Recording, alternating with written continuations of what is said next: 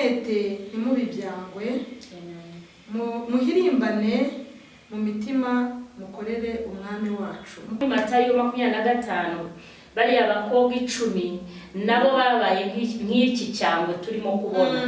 Mu by'umwete babaye icyangwe. Bari abatano bayise baba nka cyangwe ijabo ry'Imana rimo kuvuga. Yes. Kuko batanu ngo bakomeje bategereje umukwe. Ego. Wacika intege wabivamo umukwe azaza kandi azajyana bari maso.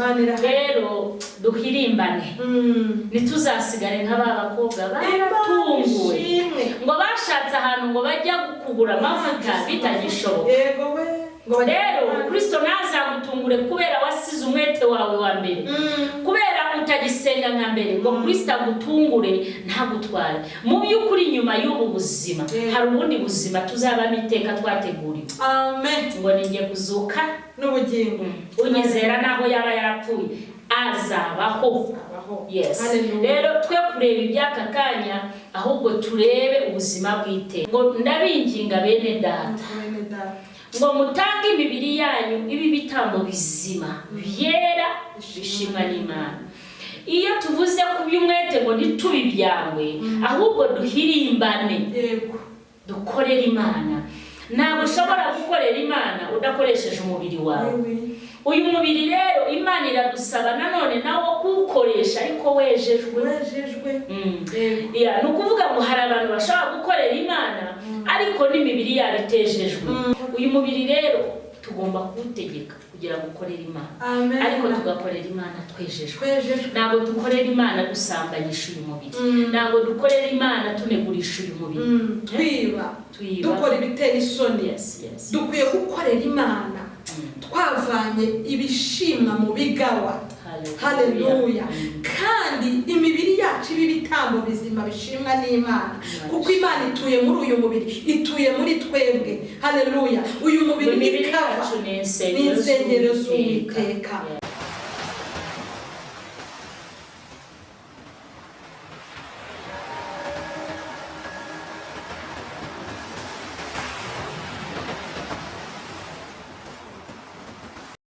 Imana yuko itubereye nziza yakwakiriye umukozi w'Imana. Kandi ndashima Imana kandi turabasuhuje abadukurikirana. Imana ibaho umugisha mwatubereye umugisha. Amen. Erega buri abantu kugukurikirana umuntu agafata iminota ye niba ari 15 20 agashiramo za bando kugira ngo arebe ibyo uvuga nabyo twabibashimira n'ukuri. Kandi ari abantu benshi bajya badukurikirana bari hanze mu gihugu abatubwira courage abaduha feedback nziza mukomerezaho ijambo ryamfashije n'ukuri. Imana ibaho umugisha kandi ibari n'amafaranga menshi kugira ngo mujye muhorana ama bundles n'ibirenze bundles ibibahe kuko Imana yacu irashobora. Amen. Urakoze umukozi w'Imana. Amen. Tugiye gusoma ijambo ry'Imana riri mu Baroma 12. Turasoma n'umurongo waho wa 11. Yesu ashimwe.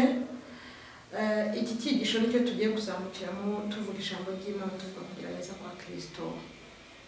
Kubyumwete nimubibyangwe muhirimbane mu mitima mukorere umwami wacu. Yesu ashimwe.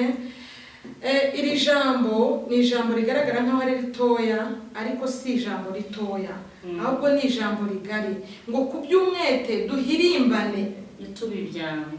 Haleluya.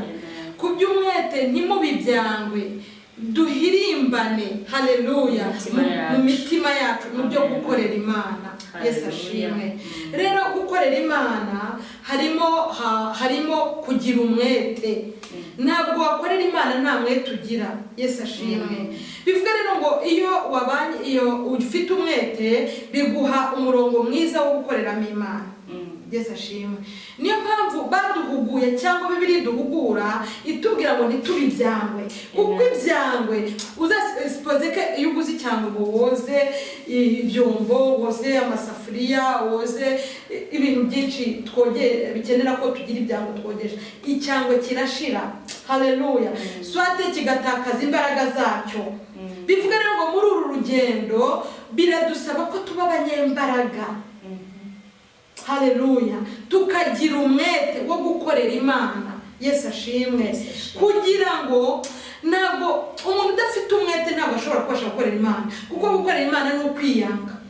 Kwikorera Imana ni uko hari ibintu usiga. Yesu yarabivuze ngo ushaka kunkurikira yikorera umusaraba amurikire. Haleluya. Ni ukuvuga iri jambo ni impuguro nziza kandi ikenewe iki gihe. Impamvu ikenewe ni uko abantu benshi barimo kuva mu gakiza. Impamvu iyi mpuguro ikenewe ni uko abantu ibyo bakoraga umwete bagiraga wagiye ugabanyuka. Rero ijambo ry'Imana hano riratubwira ngo kuby umwete ntimubi ibyangwe, muhirimbane. Uriya umwete no guhirimbana biragendana. Iyo ufite umwete muri wowe hahoramo n'ishyaka, uhora uhirimbana iki sindakigeraho. Buri urugero rwiza n'urw'abantu bakunda gukora kurepeta b'abaririmbyi. Buri udahirimbana ntushobora kuririmba. Kubera ko bahora mu marepetisiyo, ngaho babapangiye amasengesho. Hari igihe nigeze gusenga ahantu muri church kera, twebwe tutaramenyereye kurara muri overnight cyangwa se burakeye. Ngezeyo birananira, urara wicaye bugacya. Noneho hari ukuntu abakristo tutajya tugerageza abanyantege nkeya ngo tugendane nabo. Mu by'ukuri navuga ko nari umunyantege nkeya, kuko ngewe aho nakuriye ntabwo twararaga ijoro, twarisengeraga tugataha. Haleluya. Amen. Hari abantu Imana itabara rwose batakutuje batagiye kanyarira, nabo babaho. Uwo yari iki? Na n'ubu uwo niwe muntu ngewe uwo nguwo. Nzi ko Imana intabara ntabigezemo uruhare cyane rwose, n'ubuntu bwayo, basobanukiwe ko ari ubuntu bwayo. Rero ko baje no kumpagarika muri korale reka, ariko urebye ubwo barapimaga umwete bafite bagasanga simufite. Kiba ikindi kibazo, mbabereye igisitaza. Suko nanjye byanze, suko nanjye ntabikunze, ariko nayo ntarabishobora kuko nayo ntamenyereye kurara ijoro. Guhera ayo masaha y'abaririmbyi baraga nyine barepeta babyina bagira bate, ntabyo narinzi. Urumva imibiri yacu rero biba bisaba kuyitoza no kuyitegeka. Rero muri umwete ngo ntitubibyangwe kandi duhirimbane. So uwo mutima wo guhirimbana y'ugushiranye, y'uwo mutima ukamutse. Niba wasengaga gatatu utangira gusenga rimwe, niba wasengaga ujya ku rusengero ku cyumweru buri gihe utangira kujyayo nka kabiri mu kwezi. Rero guhirimbana ni ikintu dukeneye muri iki gihe. Duhirimbane dushaka Imana, tumere nk'imparakazi iyo zishaka amazi. Yes. Haleluya. Imana ikunda iyo mitima ihora yahagira. Erega misiyo ya Yesu ni ugukora. Nya tubonye Yesu uburyo yabayeho, yahoze akora avaha agatanga ubuzima, akora ibitangaza, abaho abana n'abantu, aba mu buzima bwo gusenga, yabaga adasenga, yabaga arimo kubwiriza ubutumwa. Yes. Na ministry yacu kugeza ubu duhagazemo ibyo Imana iduhamagarira no kugira ngo dukore. Kandi ushobora gukora muri wowe udafite guhirimbana, udafite ishyaka. Yes. Kandi nanone ukaba maso kugira ngo utazamera nka cya cyangwa kigenda kiyoyoka gishira kiyenga kigwingira. Imana rero ntishaka abantu basubira inyuma mu byo bakora. Ntabwo ishaka abantu b'abanyempano basubira inyuma, ahubwo irashaka ko guhirimbana. Haleluya. Ikintu nkundira Imana ni Imana ishaka ikabona. Mu guhirimbana ushaka Imana urayibona. Yesu ashimwe. Kandi y'Imana uyibonye ntabwo igusiga uko igusanze. Bivuga ngo umwete wo kuyikorera, kuyishaka, haleluya, bizaguha guhura nayo kandi uyibone. Ni Imana ishaka ikabonwa, niko ijambo ry'Imana ryatubwiye, haleluya. Rero ndabashishikariza cyangwa ndabwira abantu badukurikiye bareke gucika intege muri uru rugendo. Uwari umusenzi nasenge cyane, uwari umuririmbyi naririmbe cyane, uwari umuhanuzi nahanure cyane, mubwiriza butumwa nabikore cyane, haleluya. Kuko umwete ukugabanuka niko isi igwije abantu bari kuva mu byizerwa, haleluya. Kuko wajya ubivuga uti umuntu asengaga mu kwezi kane, none ubu arasenga rimwe cyangwa ntanasenge, haleluya.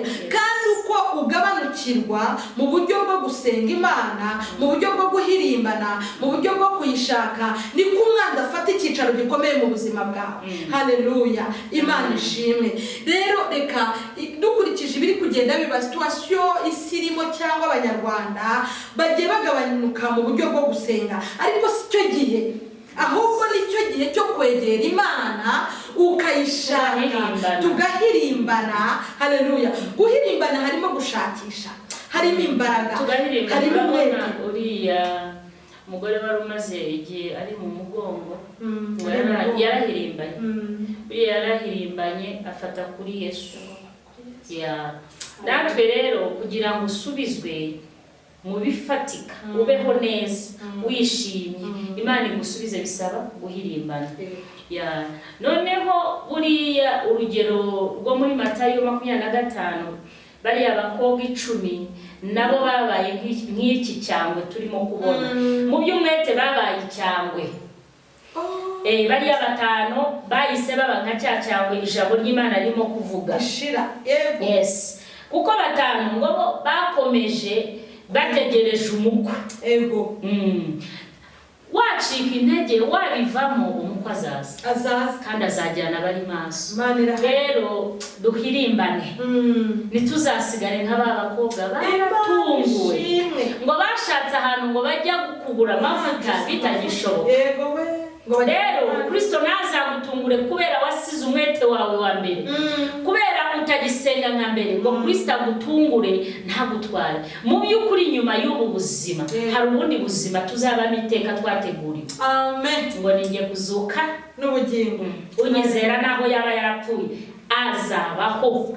Yes. Rero twe kureba ibyaka kanya, ahubwo turebe ubuzima bw'iteka. Imana ishimwe. Iyo ndebye kuri bano bakobwa uvuze, haleluya, nabo mbona barategereje, haleluya. Bivuga iki? Ngo n'amasezerano.